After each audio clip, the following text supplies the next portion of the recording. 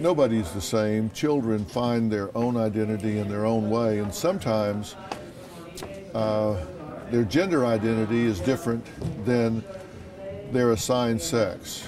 When you talk about sexual identity, that's what's assigned at birth, and it's usually based on your anatomy.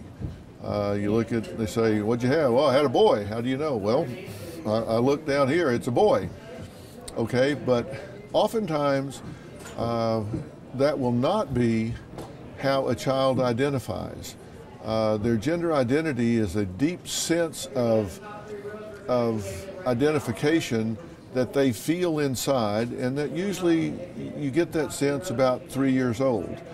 And you'll begin to see that in terms of the child beginning to make choices that identify with what society has determined is feminine or masculine.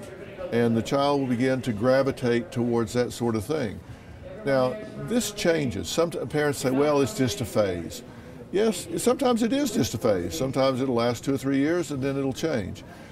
Sometimes it's on a continuum where they will be masculine, but they're on the effeminate side of masculine. There's all sorts of things. Children are all different ways.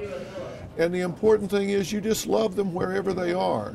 So what do you do with, as a parent, if you're seeing something that's not typical, that's not normative in terms of what most kids are? You just make sure that there are all kinds of options in terms of activities, things they read, toys they play with, clothes that they wear, experiences that they're offered. And you know what? They will find their way. And who knows, maybe it's androgynous. What's that mean? Maybe it means that it's asexual. They find their way down the middle of the road and they'll declare it later on. But the important thing is you love them however they identify.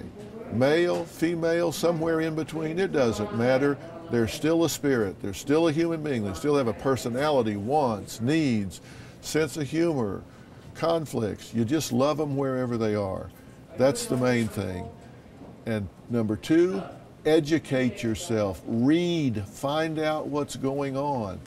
And if you go to the internet to look this stuff up, see who's sponsoring the website you're reading on. If it's a fundamentalist religious group, they might be telling you something very different than what science tells you. So look who you're reading, because it's not always objective.